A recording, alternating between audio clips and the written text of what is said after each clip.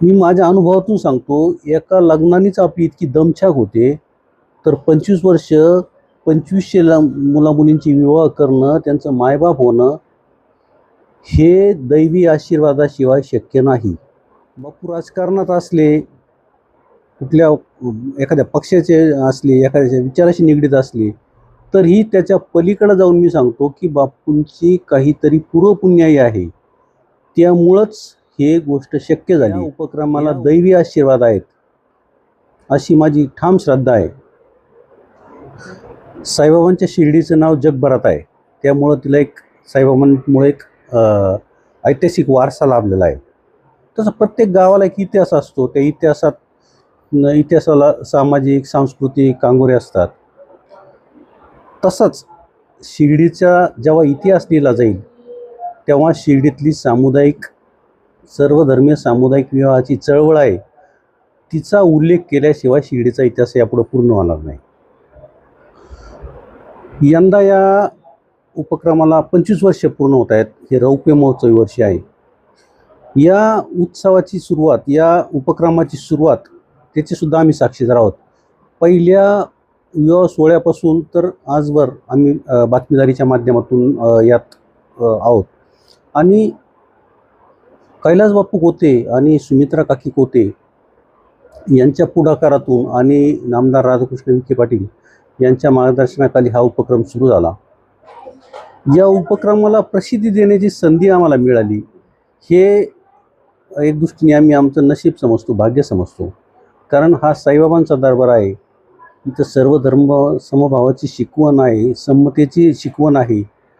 एकाच मांडवात जेव्हा विविध जाती धर्माची मुलं मुली विवाहबद्ध होतात, मला वाटतं हे एक सामाजिक समरसतेचं एक मोठं व्यासपीठ या निमित्ताने तयार झालेलं आहे.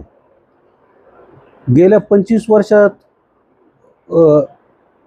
बघा, म्हणजे ज्यांचे विवाह या सोहळ्यात संपन्न झाले, त्यांच्या मुलांचे सुद्धा विवाह आता या सोहळ्यात होत आहेत.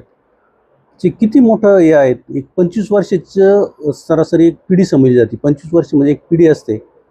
एक पिढी पूर्ण हा उपक्रम चालवणं. कोणताही उपक्रम आपल्या समाजात सामाजिक उपक्रम करणारे खूप लोक आहेत, पण बहुतेक जण आरंभशूर असतात. एखाद्या उपक्रमाचा आरंभ करतात आणि तो एक 4-2 वर्षात तो सगळं थांबलं जातं किंवा अडचणी येतात. या उपक्रमाला सुद्धा अडचणी आल्या नाहीत असं नाही, पण या सगळ्या अडचणींवर मात करत कैलास बापूंनी हा उपक्रम तब्बल आजवर 25 वर्ष चालवला. ही सोपी गोष्ट नाही. मी माझ्या अनुभवातून सांगतो, एका लग्नानेच आपली इतकी दमछाक होते, तर 25 वर्ष 2500 मुला-मुलींची विवाह करणं, त्यांचं मायबाप होणं, हे दैवी आशीर्वादाशिवाय शक्य नाही. बापू राजकारणात असले, कुठल्या एखाद्या पक्षाचे असले, एखाद्याच्या विचाराशी निगडीत असले, तरीही त्याच्या पलीकडे जाऊन मी सांगतो, की बापूंची काहीतरी पूर्वपुण्याई आहे. त्यामुळंच हे गोष्ट शक्य झाली. या उपक्रमाला दैवी आशीर्वाद आहेत, अशी माझी ठाम श्रद्धा आहे.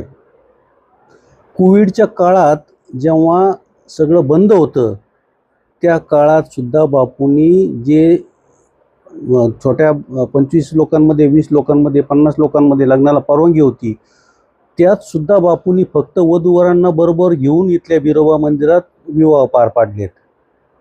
म्हणजे या उपक्रमात खंड पडू दिला नाही. मला वाटतं हा एक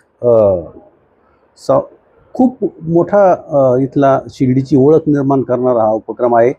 आणि या उपक्रमाला पत्रकार म्हणून आम्ही शिर्डी प्रेस क्लब म्हणून आमच्या सर्वांचं सहकार्य असतं.